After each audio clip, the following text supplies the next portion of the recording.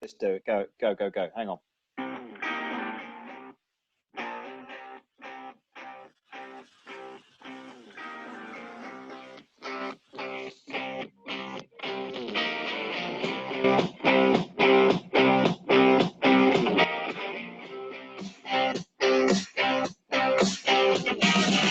Live from London, it's Car-Boyz. Back again. Hello, one and all. Welcome to the programme. I hope the show finds you well. We're ending the 5th week of lockdown here in the UK, and yes, we're all bald. Very bored. Not bald. That's him. That's him. We're developing some of the liver. That's me. Yes. Hang on a second. Let's just turn that volume down. How have you been, Simon? How's the week doing? Absolutely nothing, Ben.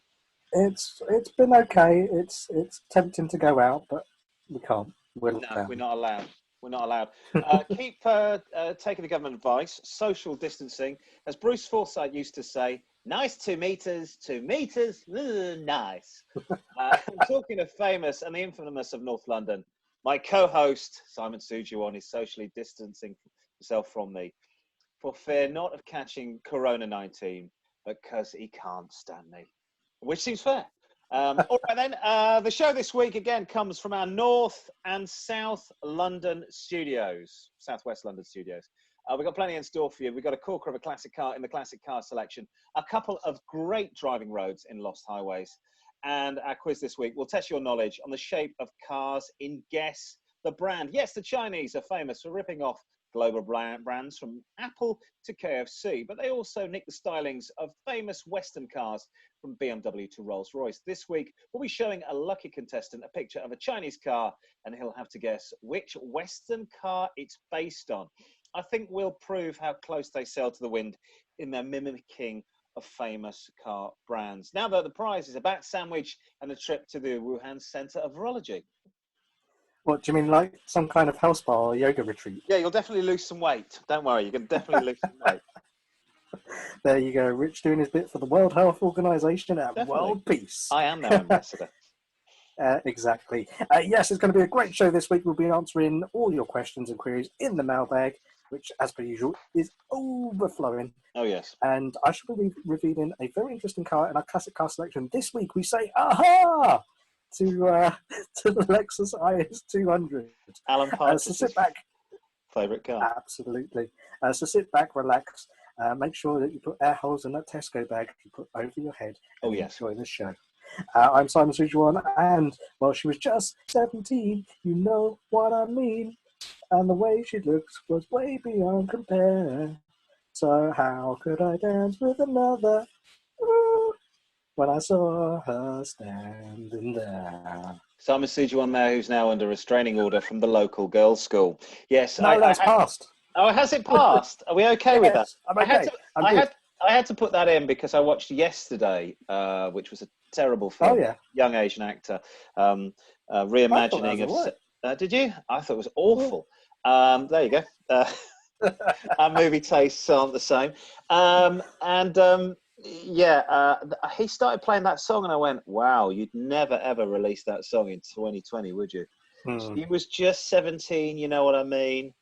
And now I'm doing 3 to 6 for child endangerment. I'm Richard Green, and wave your hands in the air like you don't care. Glide by the people and they look at stare. Do your dance, do your dance, do your dance. Quick, mama, come on, baby, tell me what's the word. Word up. Everybody say, when you hear the call, you got to get it underway. And just like 80s pop star Cameo, I am wearing a leather one piece. Nice. Or even cod piece, but I'm not going to reveal it. It's maybe later on in the show. This is Car-Boyz. Car-Boyz. Time now for my weekly rant on the show, and this is where I take a subject and have a good old moan about it, like an old man in a wife-beater vest, shouting at the kids who are kicking a football around on my front lawn. Well, today I have dragged my soapbox to this part of the show that constitutes Speaker's Corner, and I'm asking, are the best motoring days behind us? Now, the reason I pose this question is earlier on this year, I went to see my mechanic, great guy, young chap in his 30s, so he knows also how to fix high-tech computer wizardry that you need to know when you're driving a modern car and fixing a modern car. He's taken a number of courses in diagnostic computer systems. He's got a load of kit that's worth tens of thousands of pounds. And I went in with my car, and I was trying to reset some service warning lights. And, you know, we got talking about cars, and I thought this young mechanic could have maybe 5-year-old M3 or a 4-year-old two-door Merc souped up 2015 Mitsubishi Evo with Brembo brakes and an underglow neon kit, you know, this sort of thing. No, none of the above. My young mechanic has a 2001 Honda Accord with a big 2.4-litre engine, 4 doors, auto, which does sound like a bit of a granddad car. So I asked him why he drove this, and he told me the ride is nice, it doesn't break down, but more importantly, it was the last time they made cars that were actually mechanical. Now, this guy is a wizard with the IT and modern cars. But for him, the essence of being a mechanic, the essence of being a petrol head, is working on a mechanical car with no electronic fuel management system, no diagnostic setting. In fact, very small one or no computer at all. And I asked him, why don't you get the latest gadgets in your car, maybe a sat nav? You want all of that when you buy a car, don't you? Bluetooth accessibility, the shiny interior, all the bits that attract us car fans like bees to honey or flies to the proverbial. And he told me, no, not really, because within 2 years, all that kit's going to be old and you'll have to buy another brand new car. Now, he went on to say he's got a great sat-nav on his phone. He's installed a brand new sound system with Bluetooth capability, installed new Xeon headlights, larger alloys. Not surprisingly, he's a young lad, blue underglow neon lights, just like you, Simon. Nice. And all in all, and that's all in a car that's not worth £2,000. Now, he's done the same for years. Before this, he had a 98 BMW 3 Series M Sport. And then he had a 99 Mercedes S-Class C-Class, Sports Edition. He also had a big Toyota Camry from the mid-90s. Now, with all these cars, all you need to do is service them, look after them, replace consumables like tyres, oil, plugs, and drive it regularly. And the main thing with cars from this era, it seems to be that they're like the pinnacle of what was achievable mechanically before IT took over in most modern cars. This means you can work on these cars without a diagnostic computer. And the only time they're going to tell you when they're going wrong is when they're going wrong catastrophically, and not if the cabin air filter is getting a bit old. Beep, beep, beep. You know, you've heard that sound before. And this got me thinking, in the future, will we look at cars from, say, the mid-90s to the mid-2000s, and will we regard them as the pinnacle of all-round gasoline engineering? Will we come to regard these as the best of motoring in its truest form? Just think about cars from this era. Subaru WRX, BMW E36 M3, Ford Focus ST, Audi A4 Sport. 20-year-old car design that still looks pretty good today. And all the Japanese cars from this period, Honda Legend, Toyota Camry, they're all built like proverbial brick shithouses. Mechanical marvels that don't break down and don't date. So in years to come, will these be the most desired cars that every motoring enthusiast is trying to get their hands on? What do you think? I think you're right. If you think that, what was it, late 90s, the Nissan Skyline came out. And that was just full of electronics. So therefore, it's like, I think we probably reached a peak, mid-90s, I'd say. I was looking at an Escort Cosworth yesterday, a picture of an Escort Cosworth. I still love that car. Yeah. It still gets me going. I don't think I would probably have a modern car on my bedroom wall these days because they're a bit soulless and they look the same. That's the problem. It sort of looks like a Ford. It sort of looks like an Audi. It sort of looks like I've got an 8-year-old, 7-year-old Honda Accord, and the guy that my cobbler. God, that sounded very 19th century and very steampunk. The guy that fixes my shoes said, "Oh, that's a Mercedes. I like your Mercedes." And I said, "No, it's a Honda." "Oh, it looks like a Mercedes." They all look the same, don't they? The other thing is, I worked with this guy once. I had this presenter. He phoned me. He said, "I'm going to be late." I said, "That's fine. We'll sort something out. Don't worry about being late." He said, "No, there's a war engine management light come on my dashboard, and I don't know what it means." I thought, right, okay. So anyway, he goes home. He gets the other car, comes back in. He's not really late. He walks through the door. We start the work we need to do on this TV station. And then we were chatting about it a couple of days later, and he said, "Oh, yeah, that was the service warning light." Of course, he doesn't know. When in the old days, when you've got a warning light on your car, you went, "Oh, what is this?" Now the damn thing bings every 2 seconds. Oh, what's that? Oh, it means the carpets are slightly dirty. It's funny you say that. There's lots of groups on the internet, on Facebook and things like that, and often people are putting pictures of those lights that come up on their screen on there. So there was one yesterday of it was a car on sort of like a jack. Okay. So I just said it was like a podium. That's what it was. First place at the car centre. Yeah, it's like a lazy Susan have a car show slowly coming down. Actually, I've got a really good story about that. 1996 motor show, BMW just taking over Rover, and my sister was part of the gang that was sort of showing off the 600 and the 200. And as this beautiful, I think it was the 600, was slowly turning, brake fluid was just pouring out of the car. All over the stand, and they were there with cloths going, please buy this company BMW. And then 20 years later, it was all over. Even 10 years later, I should say, it was all over for BMW, for Rover, wasn't it?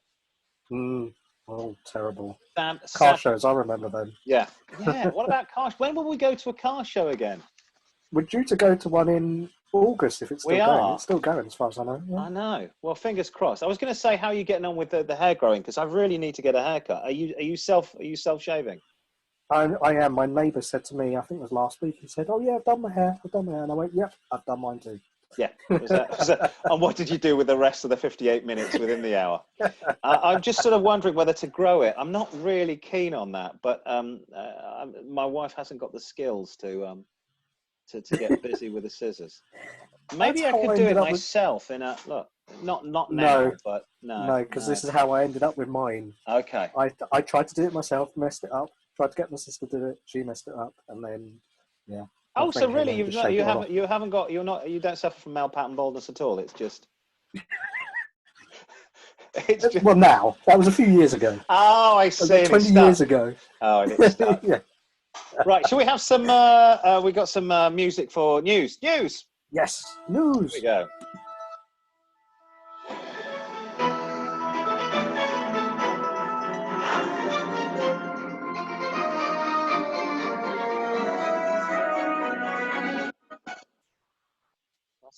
And this week, first off, in McLaren have another new car news. Well, it appears McLaren have another prototype model, which is modelling right now, that they're about to release and has been spotted out on the open highway. A test mule for what appears to be McLaren's upcoming hybrid sports series model, which I think we talked about last week, has been spotted wearing production body shell for the first time. Despite the heavy camouflage, which looks like someone's wallpaper, and styling will follow in the footsteps of Wokin's recently launched GT. We can't remember which one. It looks like a barmaid's fake leopard skin coat. Although its lowered suspension and shorter overhands indicate a greater emphasis on all-round performance. I'm not quite. Oh yeah, I suppose so. Other visible details include a gaping front air intake and sizable rear diffuser, while new elliptical brake lights appear to sit behind a mesh grille. Fantastic. Although it's not clear if this feature will be carried through to the production model, the exhaust exits are positioned centrally, much like the GT40 Ford GT, and it's the case that this with the Super Series flagship, the 720S. And this sighting comes following recent comments from McLaren boss Mike Flewitt, that suggested. This is for you to say, or apparently not. Was ramping up. Ramping up seems to be a word used a lot at the moment. Ramping up development of electrified models. The new model's electrified powertrain will mate a twin-turbo petrol V6 to an electric motor of undisclosed capacity. Performance details are yet to be confirmed, but it's expected to be capable of travelling for 20 miles on electricity alone. 20 I saw miles? I saw that. And I thought, really? Is it really environmentally friendly? Surely if I bought a 1965 Fiat 500, that would be slightly more environmentally friendly because it would use less gasoline than this McLaren is with its little tiny hybrid engine. What does that, does that power the lights and maybe the cigarette lighter? Possibly, but you think it's made out of carbon fibre, so weighs absolutely nothing. How can it only have a range of 20 miles? Yeah, I think this is basically that it's a sop. It's a sop to the government, isn't it? Please let us keep making these cars. How can we get them? The clients don't want to pay in excess of £500 and even more in annual road tax brand new. God knows what the thing will cost you in road tax brand new. But if we whack a hybrid engine in, it's not, is it? It's It's interesting you say environmentally that, friendly. because I don't know whether you saw Fiat have released pictures of the new 500, and that I think starts at 20 grand. Whoa! But that's because it has an electric engine in it as well. Okay. But it's still going to cost you for the full electric version something like 30 grand for Fiat 500. Gee whiz.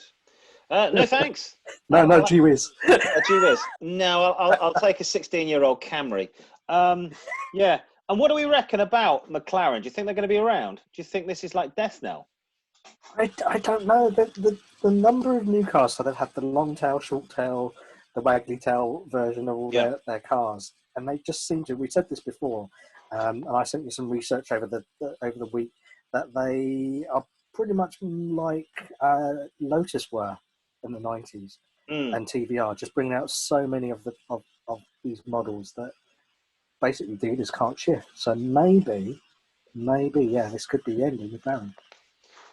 Hopefully not. Right. And in a breath of fresh air for the car industry news, the National Health Service's urgent need for ventilators and other medical equipment to help treat patients suffering during COVID-19, or as we call it on the show, Cortina-19, has sparked an incredible response from the UK industry, including a huge number of automotive and motorsport firms. Now, the government's calling for manufacturers to assist with rapid high-volume production of mechanical ventilators, which are designed to assist critically ill patients with breathing and other conditions. Several consortiums were formed in response, and within 15 days, the first ventilators resulting from those efforts have been produced and are ready.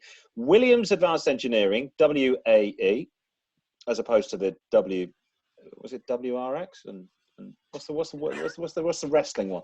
WWE. Originally formed to apply technology developed by the Williams Grand Prix team to other industries, and it's played a major role in Ventilator Challenge UK Consortium. While Ford and the 7 UK-based Formula One teams are involved, the consortium is largely comprised of aerospace firms, including Airbus, BAE Systems, GKN Aerospace, and medical equipment companies such as Penlon and Renishaw. Ventilator Challenge UK appealed to the Williams because rather than work on new ventilator designs, as some firms and consortiums have done, they've opted to increase production of a device already made by Smiths Medical, not, as you said last week, Simon, Smith's clocks, who used to make really bad clocks for Rover cars, I believe, and Range Rovers in the 1970s. Morris Oxfords. Yeah. You always have to tap on them like this to get them to work. Now, I still do that with a petrol.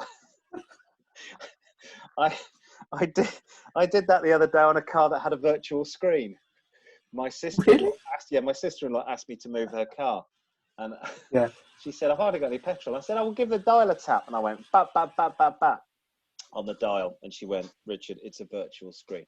Anyway, within 3 weeks, the call to action of Ventilator Challenge UK Consortium is now producing 1,500 ventilators a week, with a government order to supply at least 10,000 units. It seems incredibly quick turnaround. Wilson said it's something that WAE, as opposed to WWF, is used to from motorsport and automotive projects. Now, I know this looks like a ventilator, but don't you want this on your dashboard? Because I do. I think that is the coolest. It looks like a souped up version of the Rover SD. Is it the SD1 that you could have modular on the one that can move from side to you side. could have it on the left or the right hand side, and I think that's really cool. But that's because I'm a kid. So that's basically what car firms are making for Smiths Medical, as opposed to Smith clocks, which I don't even know if I imagine Smith's clocks aren't still going. So there you have it. Very cool picture. I so want that on I don't think it's going to fit in with my grey Honda, but I would hopefully this would be some sort of pressure gauge. This was where the stuff that they have, the nitrous oxide valve. Would turn this up and then press this button. Would be the noise the car would make. But then I'm you just can put it where the radio is. yeah, exactly. I could. Not that I uses the radio anymore. Also, in Cortina 19 news, European sales collapse due to lockdown, and Volvo begins to resume production because Volvo has restarted production at its factories in Torslanda, near Is it you to say? Gothenburg, in Sweden, and Ghent in Belgium on Monday, the 20th of April. It's also reopened its offices in Sweden. Mm-hmm. Nice. The firm says that both the factories and offices have been prepared to ensure staff are safe as possible, while production output will be adjusted to reflect Volvo's current order books and market demand.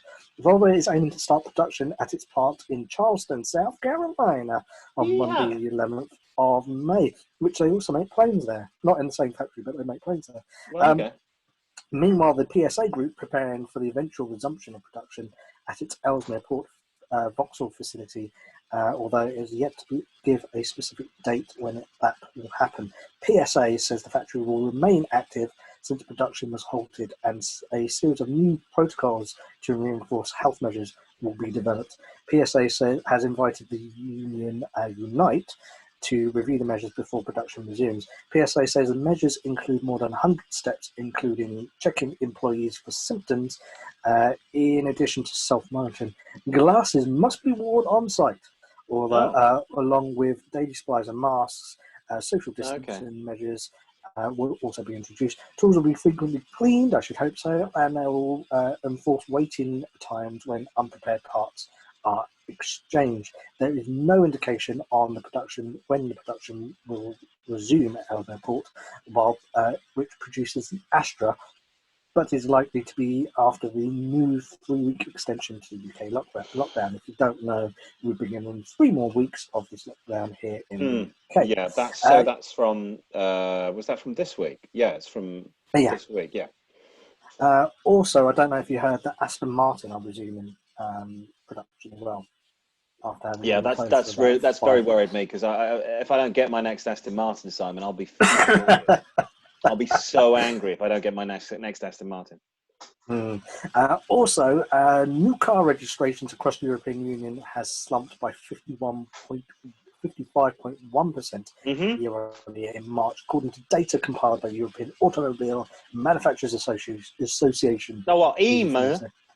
EMA, which represents 16 European car firms, says, is there really 16 European car firms left? I don't know. No, there's 3. The PSA Group constitutes about 15. Then there's VW, which also constitutes VW, Audi, doesn't it? Seat, Skoda, all of those. Yeah, yes. Exactly. There's 3. Bentley? No, Bentley as well. Yeah, there you go. Not mistaken. It represents 16 European car firms and says that 567,308 cars precisely were sold across the 27 EU countries last month, compared to 1,264,569 in March 2019. Well, which is, you can't go out in your car unless, at the moment in the UK, unless you're supposed to be going to go and buy some food, or go to a job where you're desperately needed, where you can't work from home. I don't think I am desperately needed in my job, but I do desperately need the money that my job provides. So it's not surprising people aren't buying cars. People are saying, well, no, I'll just carry on. It's not the time to buy cars. I'll go and get stuff done where I need to. So the fact that I'm not sure this is really going to hurt the industry, because as soon as this is over, everybody that's been hanging out for a new car will go out and get a new car. And in this country, certainly in the UK, our new car registration comes out in September. Yeah, I think everything's going to be up and running by then, and we will be, maybe taking some measures, not sharing bodily fluids as much as we have done in the past. Of course, the freaks are still going to be doing that via Tinder and Grindr, but it's going to be people that want new cars are going to go and get new cars. As you mentioned earlier on, Volkswagen, yes, we talked about those. Now they're working on plans to restart the production in Europe. It will restart by working on plants in Zwickau, Germany, and Bratislava, which is in Slovakia.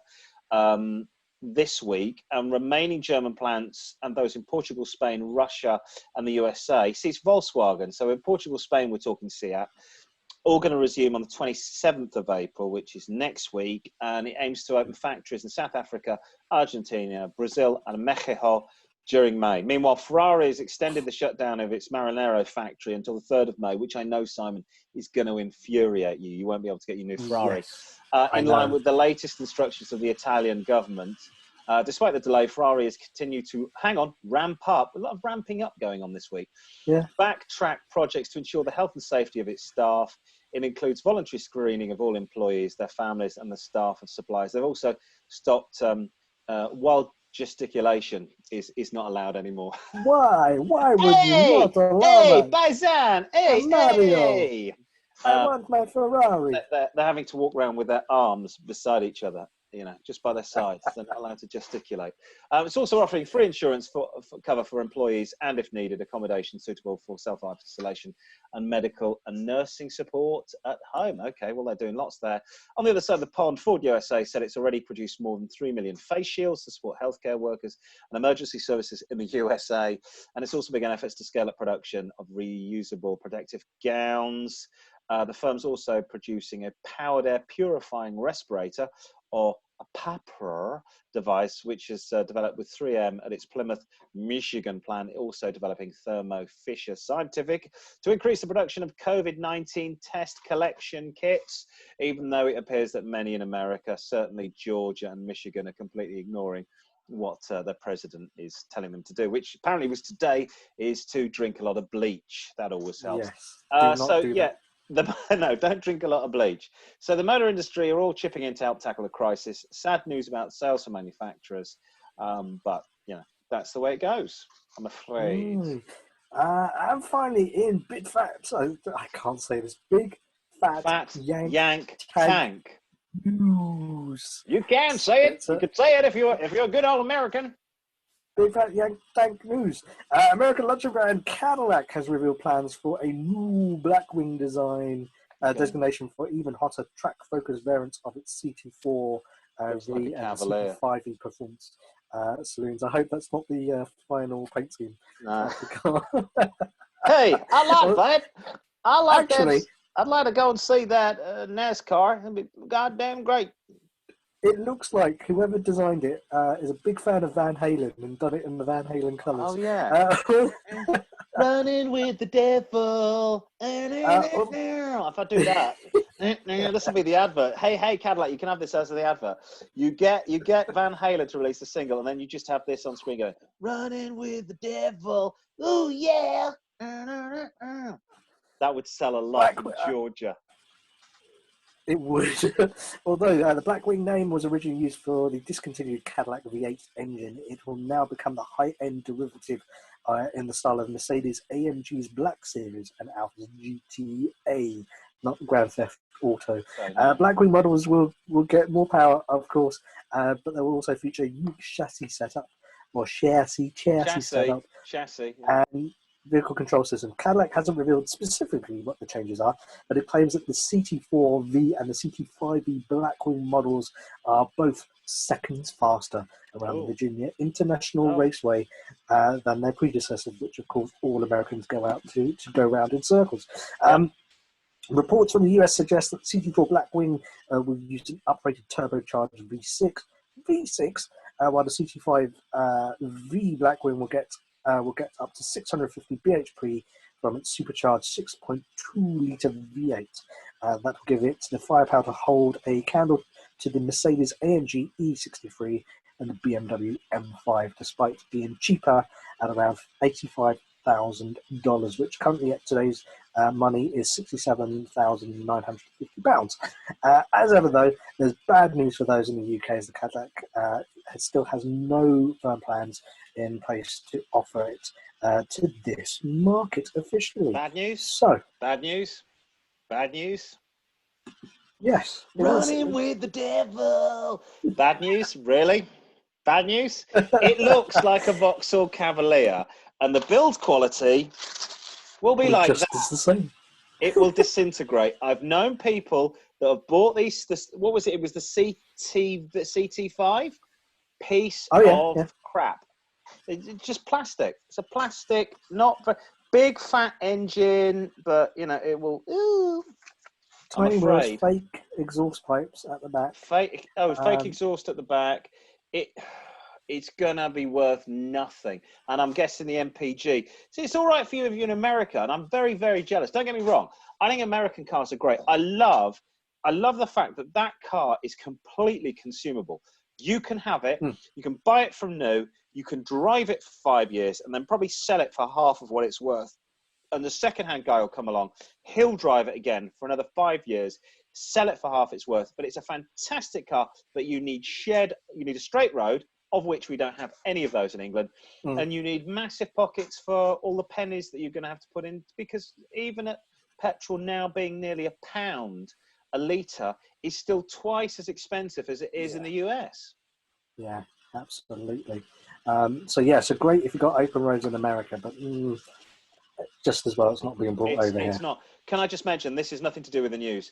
I was going to see A Man About a Dog today in central London, had my mask on, driving the very, very powerful, not really, wife's car, which is a little very horrible Honda Civic. And I passed a very attractive woman driving a BMW soft top diesel. Who buys a diesel coupe? And this thing was 2017. I was just going, a diesel. So you've made the commitment. You've got a soft top car. You've got an open top car, 2 doors. I don't know whether it was tin top or it was a rag. So let's say it was tin top. She had it down, and you're driving along, and every time you stop at a set of lights, you turn around like this, thinking there's a bus behind you. You're driving it. Not only that, you can smell the stink of diesel, which is not a nice smell. The smell of petrol just gets me going. If I go past somebody mowing along with a petrol mower, I go, two-stroke. If I'm behind a diesel car, I go, two-stroke. God, yeah. If I'm behind a diesel car, I go, ugh, I just want to vomit. And I just thought, what a complete waste of time. And so, I didn't exchange telephone numbers with her. Screw her. Would you like to do some classic car collection? Yes, please. Hang on, the jazz band are here. Here they go. Have we renamed it Classic Car Collection? I thought there's classic car selection. Hang on, the band. Collection. I thought it was selection. Oh, did I? Sorry. Hang on, the boys are here anyway. Here they go. Yes, good. Dizzy and the band. That's it, boys. They're beginning to smell out the studio. That's it. Yeah. Yeah, thank you. Thank you, Dizzy. Thank you, Mr. Coltrane. Both have been dead for about 40 years. But anyway, go on. Let's start. Yes, so this week our classic car is going to be the Lexus IS200. But despite its Alan Partridge image, the Lexus IS200 had all the ingredients to take on its European small executive competitors, such as the 3 Series, the Mercedes C-Class, and the Alfa 156. It had a 2-litre straight 6 rear drive and perfect weight distribution. However, the IS200 did its best to try and shake off the fancy Toyota image, because it was just a Toyota, and sold in reasonable numbers due to its lack of engine choices, no manual alternative, and the average performance. Its appeal, though, however, lay in some of its niche detailing. There's a picture of it. Oh, it's a Partridge one. Do you know, it's a Japanese Mercedes. Lynn, get in the bloody car. Brilliant. The car started the craze of what is now known as Lexus lights. If you look at the rear of the Lexus with the clear lights and the big round thing, there was a craze called Lexus lights. Inside it had pop-ups, navigation screen, and a chronograph-style instrument panel, which actually did look quite funky. And featured 3 mini gauges for temperature, voltage, and fuel economy, but they were pretty useless because they were tiny. But they also did have excellent after-sales service. The IS, which, if you didn't know, stood for Intelligent Sport. That's what they decided it was going for. Arrived in the showrooms in June 1999 and was available in 3 trim models, the S, the SE and Sport, with each model being mechanically identical bar the interior toys. The exterior, you got a 3-box saloon with 17-inch alloy wheels, HID lights, and later models received tinted rear lights. And on the interior, you got leather, or you got partial leather, driver's armrest, aluminium gear shift, and under the bonnet sat a 2-litre inline 6-cylinder producing 153 HP in its basic form, so not great. And that was pushed up to 207 for the top model. The IS 300 model, which came later on, had a 3-litre 6-cylinder engine from the LS 300, but even that only produced a mere 217 horsepower, which is appalling. From the entry model, it had a top speed of 135 miles an hour, 0 to 60 time of 9.5, and it returned a horrible 21 mpg. So, not great. No. However, in the Battle of the Tape, it was shorter than the 3 Series, lower and narrower, and it was pretty much, yes. You pretty much felt that difference once inside, particularly in the rear, where the headroom for 6-footers was at a premium, despite scooped rear seats. And that put the second row of passengers below the level of those in front. So that was really odd. The boot space isn't that huge either. However, despite all of this, when you get golf clubs into it, that's what I want to do. What to look for, as with all other Lexus models, there is amazingly nothing to report because they are bulletproof. Yeah. Toyota were determined to make these cars as faultless of the production line and long-lasting as possible, and it seems to have succeeded. The main worry with a Lexus will be the accident damage or mileage clocking. The panel gaps on the IS200 will astound anybody, even now, in terms of consistency and flushness of fit. So a second-rate repair will be obvious. If you can, check the car's service records and cross-reference mileage with the dealers who carried out the service maintenance. That way you'll have peace of mind that the immaculate low-mileage car you're looking at really is just that. So, based on the mid-spec model, front pads will set you back a pretty reasonable £75, rears will be £35. A radiator will cost you £200 for the manual car, but the weightier automatic will be £300. The alternator on that would also cost you about £370. So it's quite reasonable. Be careful though, because the thing that will sting you is the exhaust.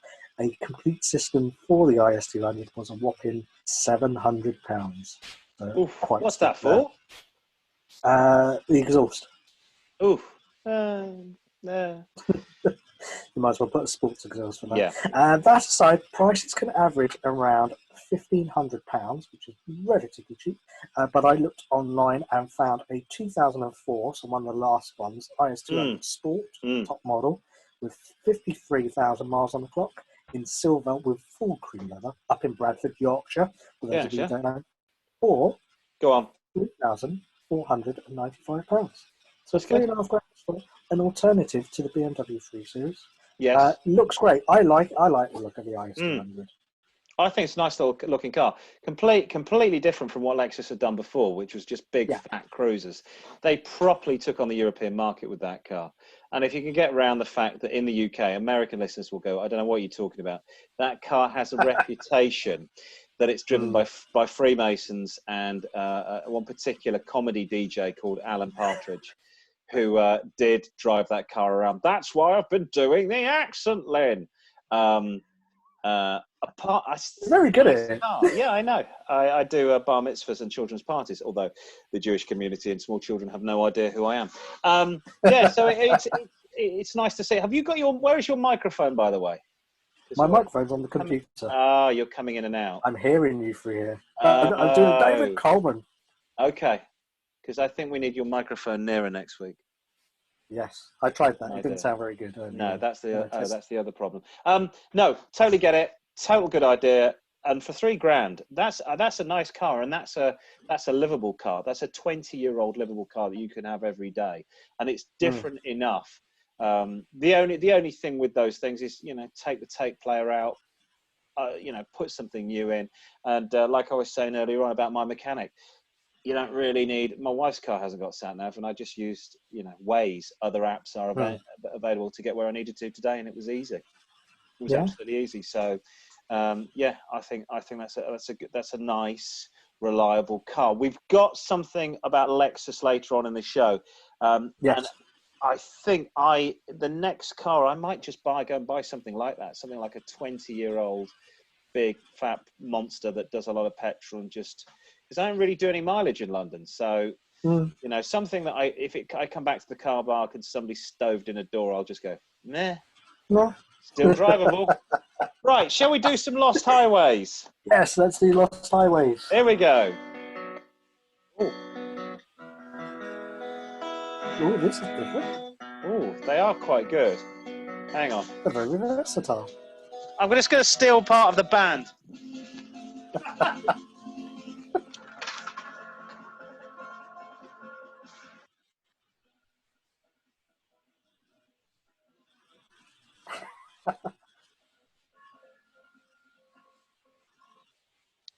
Sometimes, dear listener, with royalty-free music, you can't guarantee what you're going to get. That was absolutely appalling. I'll try not to put that on this week. Yeah, it's time for our feature. It was different. I feel like I need to lie down after that. Where listeners email in and give us their favourite roads and the reason they love them. This is Lost Highways. It could be a quiet coastal road that leads down to the sea. Alternatively, it could be a straight 2-lane blacktop that leads to infinity and invites you to gun the pedal to the metal. Whatever your poison, let us know. Your perfect driving road here at Car-Boyz. Carl 241 from Berlin says he's locked down in his apartment in Charlottenburg, which is a very nice part of Berlin. He's been chilling out on his balcony, but he's planning a massive road trip when the lockdown is over. To Poland, to Poland and beyond to Moscow. No, he said one of the best driving roads he knows is from his hometown in Berlin, north towards the Baltic Sea, and then back closer to the Polish border. You leave Berlin on the A24, you drive north towards the Lake District, not the Lake District in England, but the Lake District in central Germany. Once you've left the city limits behind you, you'll find yourself driving through lush green parkland forests along small rivers and by canals. Neuruppin sits right on the shore of Ruppin Lake, and there's a beautiful trail along the lake. Then you head north to Pau am See on the A19. You're going to drive through the picturesque Lake District about an hour before you reach Schwerin, the state capital of I did German for you. This is not boding well. Mecklenburg-Vorpommern. The city is famous for its majestic palace, Schwerin Castle, which sits on an island in Lake Schwerin. Keep going and drive north towards Kolungsborg, and you'll enjoy a beautiful view of the countryside, little hamlets, forest, and eventually the azure blue Baltic Sea. Kolungsborg is famous for the German seaside resort on the Baltic Sea. Its main attraction here is 2.5 kilometres of beach promenade, one of the longest in Europe. Also check out the coastal towns of Rostock and Warnemund. He recommends staying up here a few days for the food and also the Baltic beer. And he says basically the best way to get back to Berlin is head straight 150 miles. It's going to take you about 4 hours. Just reverse what you've done. Head straight back to Berlin from Rostock. It's going to take you about 4 hours to get where you started. The coastal part of the drive is very windy and relaxed, but getting up there is very straight and fast because you're on the Autobahn. Fantastic. What do you think about that? Sounds good. I keep hearing I was going to go to the Baltic this summer, but obviously I'm not going anywhere at the moment. Baltic's nice. Have you been to the Baltic? I've been to Latvia. I've been to Estonia. Yeah. Very, very beautiful places. Lovely roads. Lovely. I think that as well. Yes. That as well. Beautiful places, and of course we've been to Berlin. And had such a good time in Berlin. It's a good time in Berlin und with the beer. What I like about the Germans is even when they're having an entertaining, fun time, it's very organised. Nothing is disorganised in Germany, ever. Yes, ever. We'll also give, in a bit, we'll give you all the details of how you can contact us in a bit. We've had another email. This time it's from Terry, who's an expat in Mexico City. He says, Hola, Car-Boyz, ¿cómo está? ¿Cómo estás? He said he thankfully wrote in English, and he said it's a great journey to be had driving in central Mexico. Okay. The time you travel from Mexico City to San Miguel, not the drink, San Miguel de Allende, Real Around de Catos, and the loop, the Guadalajara Triangle. Yeah. This road trip is for people who like colonial-style cities and the wild, wild, wiki, wild, wild Or west. west. Waka, waka. What an awful Tequila, film. Gothic churches, rough local bars, and abandoned villages dominate this route. It's the best of Mexico's Central Highlands bundled into just 10 days. If you want to spend 10 days there. Yeah. After driving for about six hours, you arrive in You a get big city. kidnapped, you might be spending 10 years. San Miguel Allende. Stay on a few days because this artsy town has stolen the hearts of many American expats who now call it home. San Luis Potosí, or SLP, not Sarah Jessica Parker, is another 6-hour drive from San Miguel. It's a major trading hub for gold and silver in the 16th and 19th centuries. 16th to 19th centuries, I should say. Mm-hmm. And it's a Baroque-style city, boasts its own Gothic-style church, as well as more beautiful architecture scattered around the city. From here, head to the partially abandoned, mind-blowing village of Real de Catorce. This is the motorist paradise as you get into town and you drive through a 2-kilometer tunnel through the mountains. This town itself is sort of laid-back hippie haven, if you like that sort of thing. Someone does spring to mind, but I'll tell you after the show. Finally, you arrive at your destination, famous for its tequila and mariachi music. I was going to say, could the band do some mariachi music? Guadalajara. Here you'll come to soak up some. No, they're very racist. They don't like Mexicans. You'll find some authentic Mexico, and it feels far off from the busy tourist trail. Mexico City is a bit of a nightmare to drive, but then again, so is London, Paris, New York, and Tokyo to boot. But get out of the country road, which is called, I think, Libra. Yeah. Or the paid highways, which is called the autopistas, or Gota, I don't know. I guess that's my Mexican. It's not that great. And the driving gets much easier. Toll roads aren't cheap, though. It's 15 to 30 cents per mile. Also, Mexico is much safer than it was 10 years ago, he hastens to add. You're not going to wind up in a box in the weeds unless you really do piss off the cartel. So there you go. Don't piss off the cartel and go to Mexico. If you want to give us your lost highways, email the Car-Boyz at car-boys@outlook.com. Car-boys@outlook.com. We will endeavour to ask you all answer all your questions and put your lost highways. We're also on Facebook, Car-Boys at Car-Boyz with 4 Zs. That's Car-Boyz with 4 Zs. Twitter, Car-Boyz at car_boys. And I believe we're on the Instagram. I'm just going to adjust. Yes, we are. I'm just going to adjust the lighting. I was going to say it's very, very, very bright there. You can also find us on Instagram. It's car_boys, which I'm showing you just there. There's lots of pictures of some of the cars we talk about on the show. There's pictures of me and Rich on there as well. Yay! So there you go. That's it.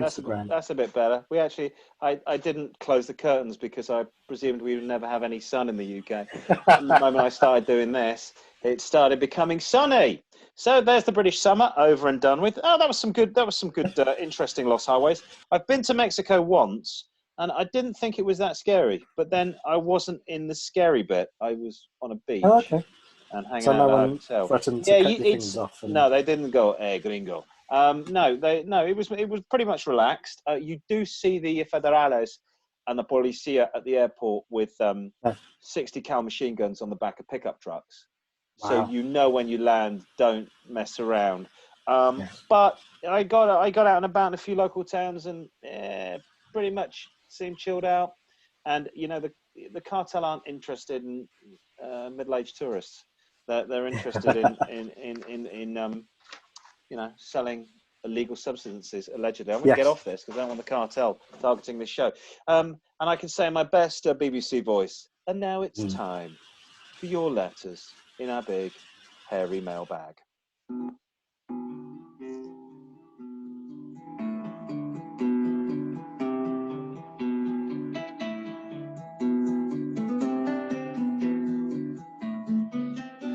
you, boys. All right, thank you. They're very versatile. They do classic jazz, royalty-free music, bit of rock. They're great, and I don't have to pay them or feed them because they just, well, I have to give them heroin and filter the cigarettes and wine, which is an unfortunate thing. It's time for the mailbag when we endeavour to answer all your questions, be they car-related or not. Mostly are car-related. Tony 2 times emails in, says he loves the show. Well done, guys. Thank you, Tony. Thank you. He lives in Plymouth in the UK. He wants to buy a new car, a well-used new car. So he's got around £1,800, a couple of grand. Now he says his friend is selling a 2004 Lexus GS 300, 3-litre SC, 4-door, 82,000 on the clock, full service history, 3 owners. It's got no rust on it, and it's pretty decent. Here's the picture. What do we think? Big It's a old nice car. looking car. Heck of a lot of car. I don't think you're really going to appreciate it on the screen, but there are no dings in the wheels. There are no dings on the doors. There's a slight little ding on the rear bumper, which is tiny like that. Most of this car is looking, they've got bulletproof 3-litre Toyota engines in them. It's got a few bits of kit that are quite nice. I'd say yes to this car because and have it for 2 years. It's a Toyota. It's going to last. These cars were expensive back in the day. Bear in mind, it's a large luxury saloon. So keeping this on the road, it's not going to be cheap. Petrol's going to be expensive. When a big part goes on this as well, you're going to be shelling out. So clutch, exhaust system. Bearing that in mind, it's Japanese, so it'll last.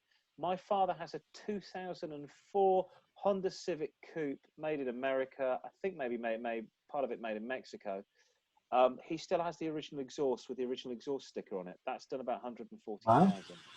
So it's still going strong.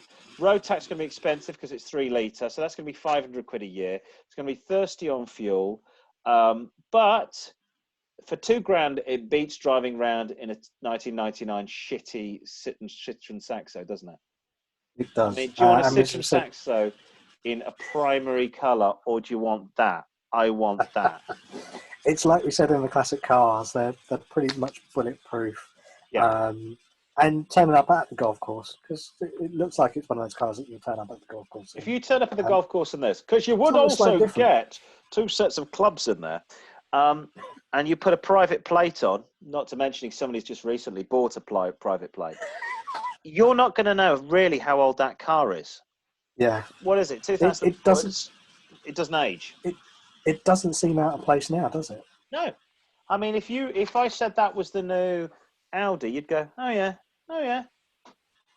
Or a Chinese copy, as we'll find out later on. Oh, Chinese copies. Got more of that to come. So stay listening and watching if you are viewing us and not just listening to us. Someone that has been watching and listening to us, Carly from Berwick upon Tweed on the Scottish borders. What advice would you give people during the COVID or COVID-19 lockdown to keep your car in a roadworthy condition? Usual stuff, I would say. I did see my neighbour this morning driving back and forth in his car. Just to keep the battery. On the pavement, just literally just going back and forth. So I would say, every so often, just go to the car. Now this is a point of view, because I think people think that they can get in a car and go and do a mile and come back and park it on the driveway. That's not going to be enough, is it? They need to do more like 10, 15 miles, don't they, to get to charge, use the alternator to charge the battery. Yeah, so you'd have to go a few times around the block, I think. In order just to keep the battery going. But it's good because it also means you get if it's been raining, it gets all the stuff off the brake discs and so on. So this is the other thing I was going to say. So if you've got a garage and you're lucky to have a garage, get a trickle charger.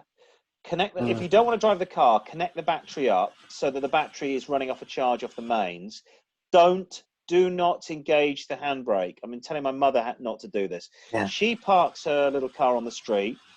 And she went out the other day. She said she did about 20 miles. She came back. She parked it up. And I said, park it, leave it in first, because hers is a manual. don't put the handbrake on, because the handbrake is manually engaging the discs, and you could end up with these things sticking after sort of 6 weeks. In terms of fuel, now fuel's a problem, because fuel's going to go off after a while. Well, what do you reckon you got on fuel? 6 months? I would have thought so. Yeah. What I've done, make sure you keep the tank brimmed up to the top. That's going to prolong the life of certainly. I think diesel, you've got a longer shelf life.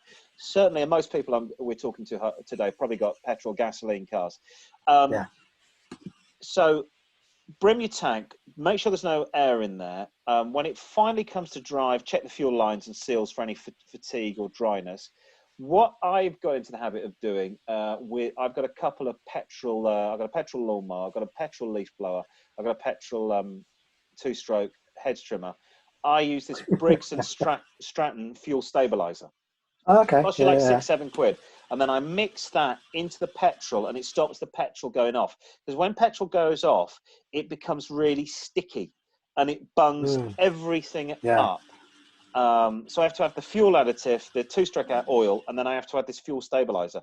But it wouldn't, and it's not going to harm your car to chuck that in.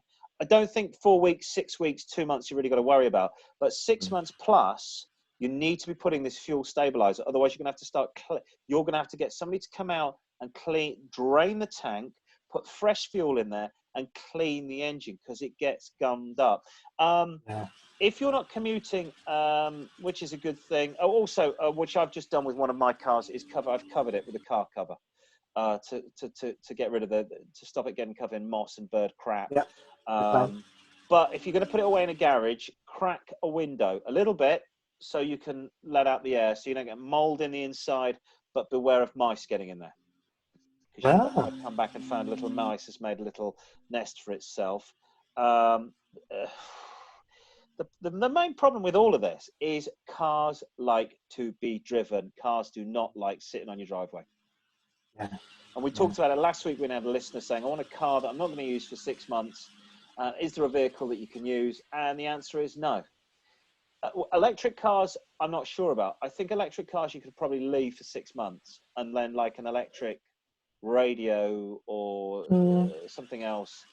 But I don't know. It's like if you leave your phone for a while, it probably loses its charge. But eventually, that McLaren we talked about earlier on, probably. If you haven't touched your car for the McLaren, what with the 20-mile range, if you haven't driven your car for 4 weeks, wash off the rubbish, check the fluids, start the engine, and don't stop the engine. Start that engine. Once you've got it going, that's it. You've got to go. You've got to, because how much charge you've got left in the battery, who knows? Go for a good drive. Go for a 20-mile drive, and hopefully your car will keep going. We're also talking about the MOTs as well, so don't worry, because certainly in this country there's a 6-month suspension on MOTs. For MOTs as well. Which is great, because I just had mine done, but hey, that's all right. I won't take it personally. Fantastic. Who else has contacted the show? Terry the Sherry from Bradford writes in, and she says she likes sherry. Yes. She says, when are you guys going to create some Car-Boyz merchandise? Merchandise. Hey, we need some merchandise, but we are not allowed to use our hands like an Italian like this, because we might be spreading COVID virus over the Ferrari factory. Mario, put your goddamn hands up. Maybe we should do that. Maybe we'll create some like stickers of Richard's face or something like that. I don't think anybody wants that. That would be very unfortunate for them. If you've got some ideas for merchandise, let us know. Also, she wants to know which is the better car, a 2011 Fiat Twin Air 850cc Rockstar or a 2012 Mini One 1.6. Both one-owner cars with low mileage. She has about £3,000 to spend and can't decide which one to go for. So now you're a current owner of a Mini, aren't you? I am a current owner of a Mini. You own a Mini. So would you go for the Mini One? Mini One is, I wouldn't say it's poverty spec. It is the entry model, but it's not poverty spec. And that is if I'm not mistaken, this is where it gets really nerdy and geeky. That is the R56 model, like mine, which is the most desirable of the minis that are around at the moment. Okay.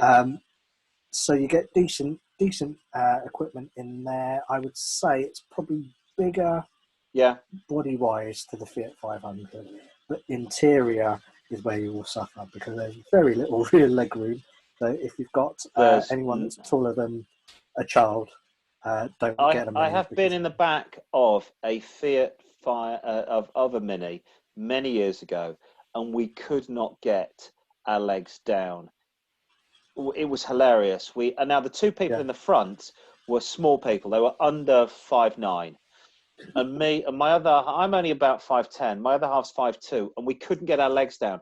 So we had to sort of sit like this with our legs on the back seat, driving back to East London. But I have been in the Fiat, which is weird because I've been on holiday with 4 adults in an old Mini, and you had more room. The smaller old model, the original Mini, we had a tent on the roof, we had a boot full of luggage.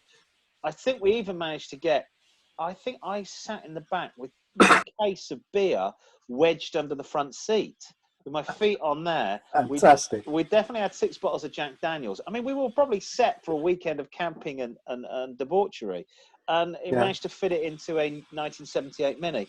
I was going to say, I have been in the back of a Fiat, and that was a very comfortable car, the Fiat 500. The Twin Air, that's what attracted me. Now, I know that it's effectively the Fiat is effectively a rebadged Ford car, but the Twin Air 850cc is apparently supposed to be a real fun drive. Okay. I've heard that it's really zippy. Apparently, it's like a wasp on fire. That's what it sounds like. So what I'm going to get, is it 3-cylinder? I don't know. I did not do enough research at the Fiat factory. Air-cooled, I assume. I suppose it sounds quite good. So, yeah, it depends. It's pros and sounds like a wasp as you're driving it around. I suppose it depends on that, on whether it's just you on your own, Terry, or if you're going to have other people in there. If not, if you want to be sociable, get a Fiat 500 Twin Air. If not, go for the Mini. I mean, and it's like, it's an 850cc, that's a tiny little engine in the Fiat, so you're going to have to fight it all the time. So if she's going just around Bradford, I'd go for the Fiat. But if she's going to do mileage, I'd want that 1.6 litre engine. I'd want the bigger engine. There you go. Hope with help, probably not, but there you go. Finally got Jakey Snakey from Florida back again, who's berating us for being limey surrender monkeys. When did we surrender? We've never surrendered. He's getting us confused with the French and the Italians. He said he's having fun on the beach every day, taking a Chevy Suburban down on the surf in Florida. He's got a bad cough, though. No. He says that all this Corona-19 lockdown hasn't affected his part of the world, and we need to man up. Okay, thank you, Jakey. Great to hear the advice of a qualified medical doctor there. He wants to do some more. I don't think he is. Some more. No. He says, "Why, guys? You need to do more features on pickup trucks like the Ford F-150." Now, the problem with this, Jakey Snakey, is that pickup trucks are great for the USA. We keep saying this, but they're not very good for narrow European roads, and hence the only people who drive them here are builders or people who own horses. But I do concede he does have a point. When I lived in Thailand, everyone had a pickup, usually an Isuzu. We should do the best and the worst, couldn't we? We could have the Toyota Hilux, third world tank, and Mitsubishi L200 might be a good one to have a look at, which I hear is an absolute dog of a pickup. Really? It just breaks. Yeah, Mitsubishi. Not so good. Not so good. We'll put the Ford Ranger in there, or the Ford F. Or was it P100? P1. Which is the Sierra or the Cortina with a pickup it was bit at the back. A terrible car. I remember the Sierra version. It was basically somebody taking an angle grinder to a Ford Sierra, and if you're in America, it was a Pinto. It certainly had the Pinto engine, and they'd taken the angle grinder to this and just put a flatbed in the back. No 4x4 capability, no huge high clearance. It was as low as a sedan. It was ridiculous. Yes. And the only people I've ever seen driving them are shonky. I've never seen builders with them. They're sort of scrap metal merchants and people going door to door collecting your rubbish. Yeah. What a terrible car. Oh, what a nightmare. You just We might do that. We'll do that as a feature. Yeah, I think you should review it as your classic car of the week. Yes, if you want to send in your letters to the mailbag, it's car-boys@outlook.com, car-boys@outlook.com. Facebook, we are car-boys, boys with a Z, at car-boys with 4 Zs, car-boys, boys with a Z, at car-boys with 4 Zs at the end. Twitter, we're car-boys with a Z, at car_boys with a Z. And what are we in Instagram? It's car_boys with 3 Zs. Right. Would you fancy a bit of quizage? Yes, favourite part of the show. Here we go. Oh, yeah.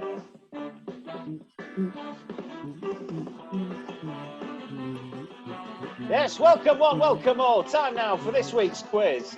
The Chinese, it is a big quiz on Car-Boyz. The Chinese are famed for 5,000 years of history, their silk, their food, and of course their ability to create global pandemics.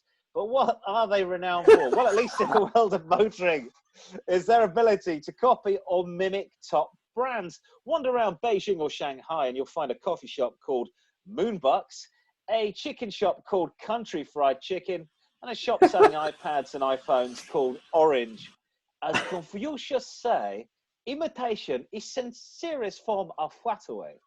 Well, those inscrutable Chinese also have a habit of copying famous European and American brands and making their own version of said brands. I'm sure the Flying Dragon brand has a perfect copy of a Bentley, albeit with a different brand logo on the front. And as for the car Chinese brand called Honky, I personally find that very racist, but as not as much as the Chinese minivan manufacturer called Goddamn Cracker.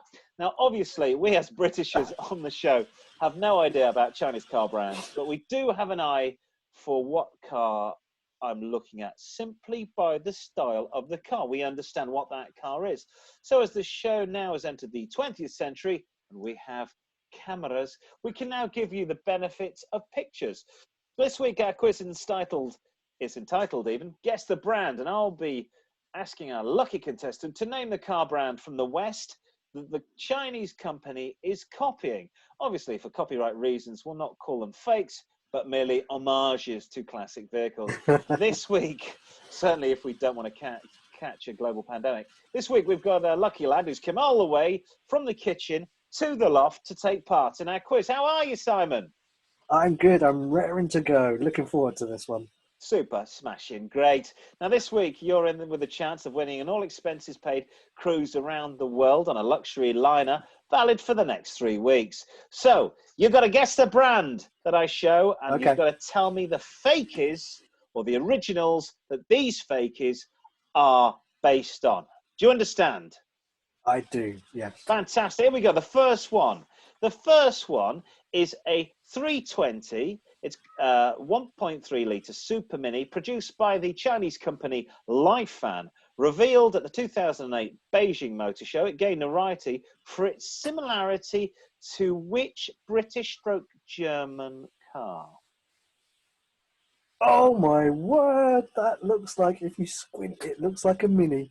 Well done. Yes, of course. It was the Mini hatchback that it was based on. This was the Lifan 320. A facelift in 2013 distanced it from the comparison to the Mini, but apparently the car now bears more resemblance to the Fiat 500. How fantastic. Right. You're correct. Hang on. Well done. 1 point. You're closer to getting on that cruise. You'll be on your own. You'll be catching all sorts of pandemics, but, you know, you'll still be on a cruise. The X7 made waves in 2014. It is owned by the Land Wind Company, which might be a clue. So what was the X7 Land Wind based upon? Oh my word. It looks like a poor man's Range Rover Sport? Range Rover. We're going to give you it's the Range Rover Evoque. Nothing like Range Rover Evoque. What are you talking about? It looked nothing like. This is Landwind. Don't you understand? It's Landwind car. There's nothing wrong with that. That is. They were cool. Land Rover was so naffed off with this car that they took the Chinese company to court in China And surprisingly or unsurprisingly, the Chinese won. That is not a Range Rover Evoque. Moving on. It may, well, this is the okay. So this is two cars. The next one. Okay. It's one of the cars it could be based on is Japanese, and one of the cars it could be based on is German. The car was the SCEO, so SCO, and it was made by the company called Shanghai. What is it? That looks like a BMW. Yes. X3, X5? Yes, X5. I can't yeah. show you the front, but apparently the front looks exactly like the Lexus RX. So we would have taken the name Lexus RX or BMW X5. They took the company Shuanghuang to court over the SCEO. DISCO, the SCEO. As a result, the car was not banned in China, but was banned by the Germans. Nein, danke, das ist scheiße. Right, here we go. We're moving on to another Chinese company, the CH Auto. They produced an electric supercar called the Lithia. Do you see what they did there? What is this based upon? The Lithia. What is this based upon? We're not alleging that it's based upon anything, but if you were to take a guess, what would you say that bears a similar? And it is, in fact, this bit here, which I'm looking at it. It's almost Starsky and Hutch-esque. I would say it's Audi. Yes, R8. yes, Audi R8. Yes, that's exactly what it's supposedly based upon. Obviously, an homage. Yes. Okay, moving on. Now, of course, they decided to borrow. They did like a 4x4. The Chinese, they are big fans of 4x4, and so much so that the Shanghai company produced the X708. It was a large SUV from the Chongqing-based car maker. But what did they base this upon? Oh, I would say not necessarily the front, but the rear looks like a Land Rover Discovery. Yes, you are correct. It was the Land Rover Discovery 4. This bit here, allegedly, I wouldn't say so, but some people might say looks exactly like a Mark II. Was it the Mark II or Mark III Disco? Anyway, not Landwind though. That one, that's the Chang'an company. Now, proving that China's automotive... Chain Gang company. Now, the Chinese, they're a lovely people. They're definitely not racist folk. And they like other Asian countries as well as European countries. And they've taken their inspiration from the next car from more Asiatic style. The Geely company, who I think are in bed with Volvo, produced this car. Now it's called, love this, the Beauty Leopard, or as they say, a Beauty Leopard. Here is the Beauty Leopard. What is the Beauty Leopard based on, Simon? Oh my word! Going by the lights, I would say that looks like. Yes. Now this is where it could get tricky. I would have said it would have looked like a Hyundai Coupe. Yes. But it also looks like a Supra as well. You get 2 extra points there, Simon. You've got 2 points. It's taken its inspiration from the Hyundai Coupe and from the Toyota Supra at the rear. This is very coupe. This is very last generation Hyundai Coupe. This is very so they like the Japanese and the Koreans as well. Not a racist people. Very nice people. Yeah. Now, of course, what mentioning Chinese car manufacturers without mentioning the Yuzya is, of course, it's a name that drips off every automotive fan. Yeah. And they brought out a car called the Ranger X, which apparently Ranger X is the Chinese for Knight Rider. You do remember the 1980s TV series. Yes. It features kid-inspired LCD lights, a 0 to 60 time of 5.6 and a range of 286 miles, because this is a Chinese electric car from Yuzia, the Ranger X. But what does the Ranger X look like? What do we think the Ranger X looks like? So we get closer, maybe to this section. Maybe I should throw a brick at the window. Yeah, maybe that should be an ugly South African, not an attractive Chinese lady. What do you think? Well, that said, if they're taking inspiration also from Knight Rider, I think that should be someone with big hair. It looks like a Tesla to me. Yay! Tesla Model S. Yes. Again, we're not saying that. I would like this show to be broadcast in China. Just people have said it. Not to be no. Now, I'm not saying that's a very nice car. It's a very big car. It's a very powerful car. Now, Chinese are also concerned about the environment. Obviously, that's an electric car, but they're also concerned about size of cars. The Shanghai company produced a car called the Noble, not to be confused with Noble of England, yes. sports cars. Now, the Shanghai company, very concerned about cars becoming too large. They wanted a small city car. What do you think this small city car could be based upon? Brilliant. Absolutely brilliant. Where would they take inspiration? Of course, non-copyright out. Where would they take inspiration possibly for this car? Possibly from Smart. Yes, correct. Smart 4.2. The Noble had seating for 4, unlike the Smart 4.2. Although the people in the back, on the roof, would not be allowed to have legs. That would be one condition. 2 members of your travelling group would have to be paraplegics. Now, Geely, of course, they're a famous company. We believe in bed with Volvo, making fantastic new cars. They had a car not so long ago, a saloon car, the Merry. Now, it may have made the owners very merry, but did it make a certain German car manufacturer very merry?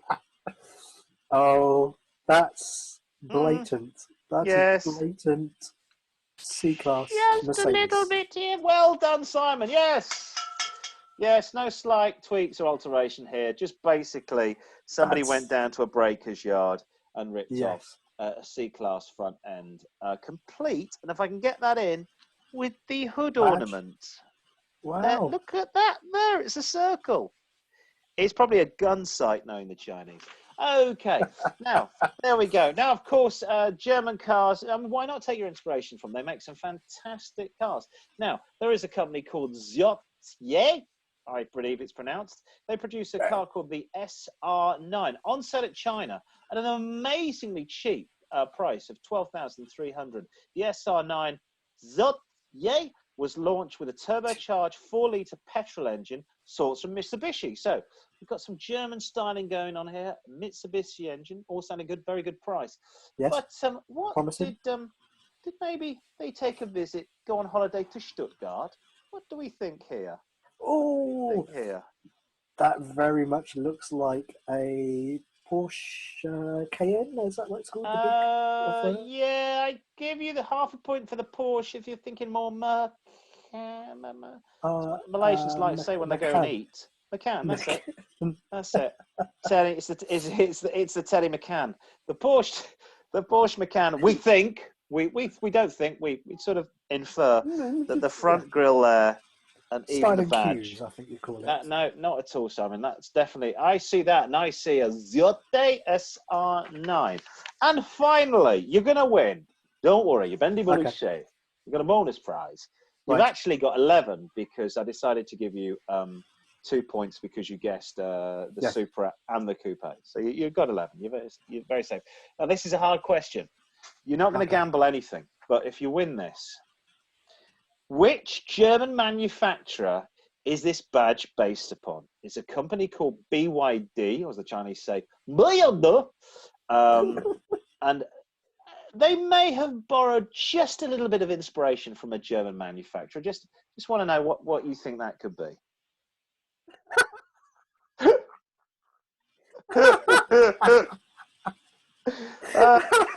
Take your time. Don't worry. Take your time on this one.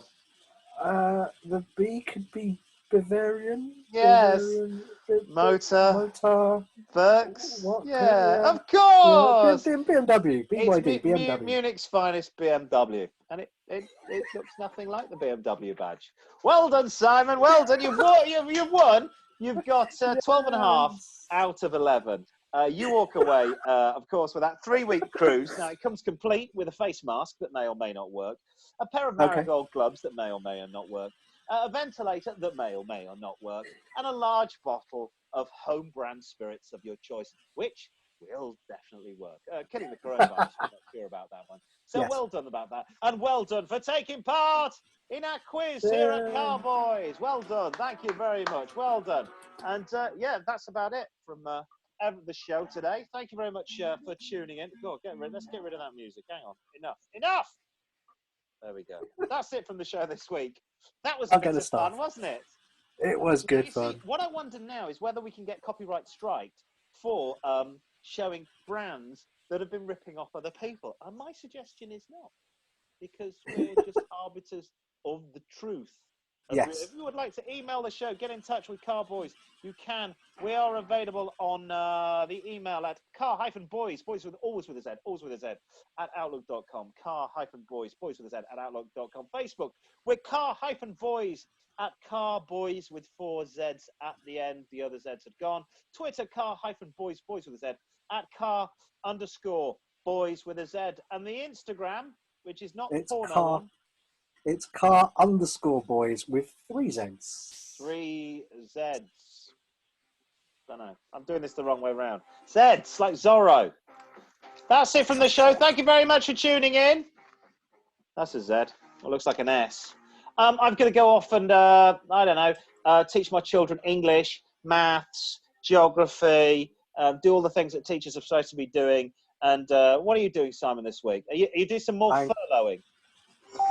Yeah, I'll tell you something about that interesting afterwards. Okay. I will be watching some planes that don't exist. Watching some planes that don't exist. Okay, the skies are clear. They are. Oh, it's going to be anyway. It's going to be a sad week for you. Yes, I'm still working hard, so I'll be newsing this weekend and drinking as well. Take care. Thanks for joining us on the show.